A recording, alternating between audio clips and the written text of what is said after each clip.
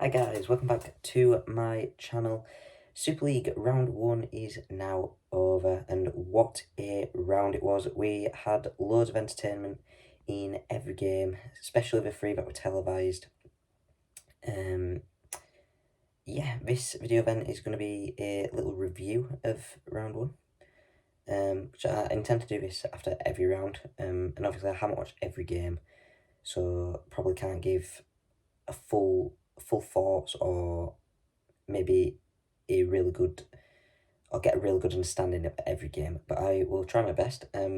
So this week we'll start obviously with Warrington versus Leeds, the opener of Super League on Sky Sports this week. And I said it in my match review on Thursday night. Warrington were obviously by far the better side. Leeds have lots to work on, especially defensively. But in their attack wasn't too great, arguably missing or not really replacing well enough some of the players that left. You look at Liam Sutcliffe, you look at Brad Dwyer, who both left Hull and had a big impact this afternoon against Castleford. But then also they have a lot of injuries and people's come back. You know, Neen McDonald, the replacement for Liam Sutcliffe, hasn't played yet. But still, nevertheless, a very disappointing result for them against Warrington. Warrington probably a more, 42-10 against Leeds is always impressive, but a particularly impressive result for them coming off the back of last season and the disappointing, it was a disappointing season by their standards, definitely, but they really turned it around on Thursday night and got off to a perfect start.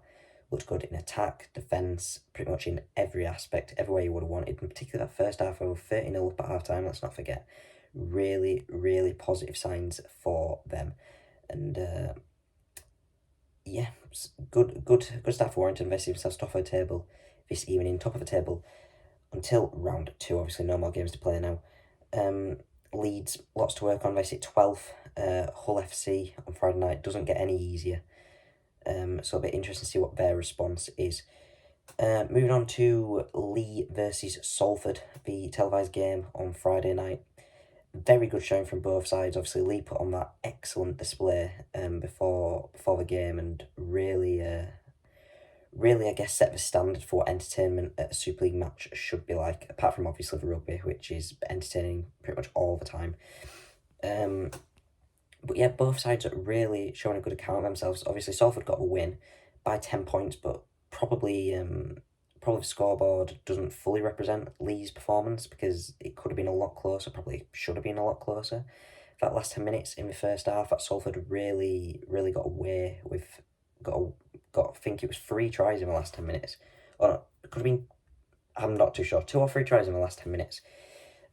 Salford got of that first half and took the lead. Leigh was still good in the second half, but probably never had the same excitement in attack that they did in the first half an hour of the game, which possibly cost them. But they were still very, very good throughout the game. Salford very, very good throughout the game, as you would expect. A bit of scrappiness in the latter stages for sure. Sneed getting sin-binned. Believe it was someone sin-binned on the hooter or around that time. But Salford managed to hold on for the win. Still looking very good, but them themselves are facing quite a few injuries there. As was said in commentary, they're a bit of a broken squad. Have loads of injuries out. I think they have 22 fit players, which is obviously very, very low.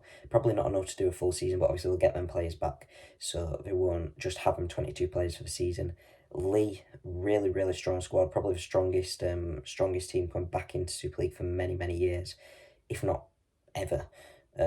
So they'll look for a good season. I think if they play like they did on Friday night, they will definitely have a very, very good season. And I would expect the same from Salford, both to have good seasons and both really starting strongly. Obviously, Leigh not picking up the 2 points, but they put out a good showing of themselves for sure. Moving on to the other Friday night game, Wakefield versus Catalan. Obviously, this one not televised, so I didn't get to watch it. Maybe I was obviously watching Leigh Salford at the same time as well, not listening to Wakefield Catalan, so maybe don't have a full understanding. But Catalan Looked good in attack, I would say. Scoring 38 points in round one is always impressive. So their attack looking strong, and particularly Tom Johnston scored a hat-trick against his old side. Tom Davies scoring 2 in 5 minutes. At a time when they needed him most, because Wakefield were only 2 points behind. I think it was 2018 when Tom Davies went in for his first try. So yeah, their attack's looking good. The defence conceded 24 to Wakefield. Obviously, Wakefield conceded 38, finished 38-24 to Catalan. Maybe stuff to work on for both. Well, definitely stuff to work on for both sides defensively, but both showing a good side of themselves in attack. Someone got a hat-trick for Wakefield. Forgive me, I have their name has slipped my mind, but they got Wakefield did get their own hat-trick as well. So a lot going on in attack. Good signs in attack for both sides. Maybe not enough in defence. Catalan's side a lot weaker than it was in the last few years. It's noticeable when you look at the team. But then again, they've made some good signings. Manu Mauritong, Terminator, going over from Hull. Adam Kieran, I still don't know how to pronounce his name. I hope that's right. Adam Kieran from NRL, who was in kicking duty on Friday night. So they've got some very good players in that side, but probably not as good as recent years. So it'll be interesting to see how they go on. Wakefield, if they play like that, they could survive relegation. Obviously they are definitely the favourites for relegation. So it'll be interesting to see how both sides go on.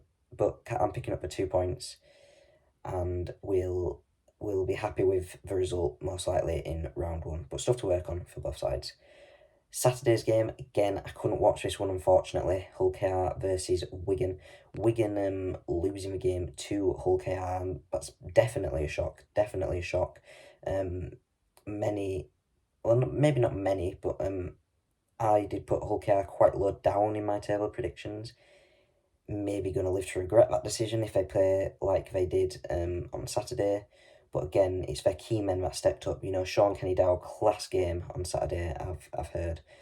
And them key men are going to be the difference for Hull KR, I think, this season. Wigan, obviously they're going to be disappointed with that, and will most likely bounce back straight away. They've got that bounce back ability. But their pack isn't biggest, and maybe got shown up for that against Hull KR. And Hull KR they have a decent pack, but probably not the biggest in the league. So that may be a struggle for Wigan if they're getting shown up in that area. Maybe not enough to win the league with that pack, unless they do improve. But Wigan are one of them sides which will always be there or thereabouts at the top, and they shouldn't be worried about this result. Hull KR will obviously be very happy with the result, and obviously, you know, fair enough, beating Wigan is a huge achievement. So I think obviously Hull KR will be much for happier coming out of that game. They have Salford on Thursday night, which is another tough game. But obviously they've just beaten Wigan, so they will be high on confidence. Wigan, I'm not too sure who they have, but I'm confident they will bounce back. They'll bounce back this coming weekend.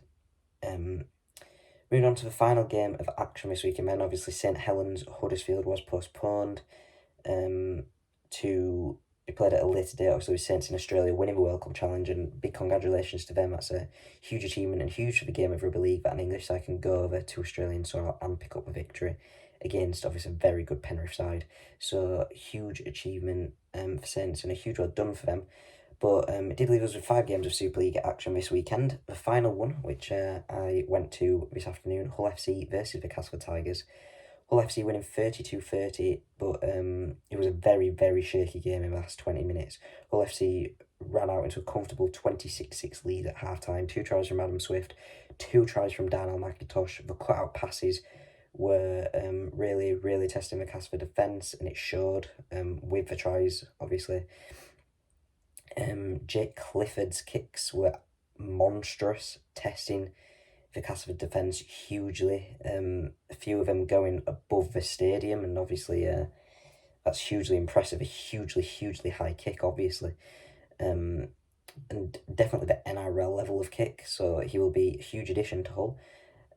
Casford looking maybe a bit sloppy in attacking that first half, and defensively it obviously made it look quite easy for Hull, but it was a different story in the second half for sure. Hull FC did score, again 32-6, it was on the 60th minute mark, but then they did crumble, and Casford scored 4 tries in the last 20 minutes to make the score 32-30, 32, yeah, I said that right, 32-30 at full time. But they could have easily won. Hull FC really, really shaky for sure in that last 20 minutes. Scored 3, I think Casper did score 3 tries in 7 minutes, if I'm correct in saying that. And yeah, I think it was a bit of Casford looking better in that second half. Obviously, Hull FC did take their foot off the gas a little bit, but way more than they needed to. They should have carried on, and really put Cast of Sword more. We did let them off or Hull, I should say, let them off a hook a bit more than they should have done. But a good showing from Hull, definitely, and lots to build off. Casford, if they're playing that second half all season, play like they did in that second half all season, they could be on to a brilliant season too. But obviously that first half very sloppy, and again Hull second half also very, very sloppy. So it'll be interesting to see how both sides go on next week. Hull with a trip to Leeds on Friday night on Sky Sports. I'll be there for that one. That'll be a very interesting game. Hull FC looking to improve in their second half, but also a very good first half, which they will obviously be looking to play like that all the time. Leeds will be looking for a response after Warrington. So that'll be a very, very good game. Word on Hull's attendance this afternoon as well, 15,383, the highest in the league this round, and a really high attendance for them, the highest in round 1 since 2005, and their highest non-derby attendance, I should say, in nearly 6 years. So really, really positive signs for them. That 18th man really did help get Hull across the line at the end, especially in that final set where obviously nerves, tension were at a maximum, with it being 32-30 and Casford having the ball. Hull's fans and the 18th man, the faithful, did really get them across the line. But there we go then. Absolutely fantastic first round of Super League action. Warrington top of the table this weekend. A bit interesting to see what happens next weekend. But yeah, I've been the Rugby League blogger. Thank you for watching, and I hope you enjoy the rest of Super League this season.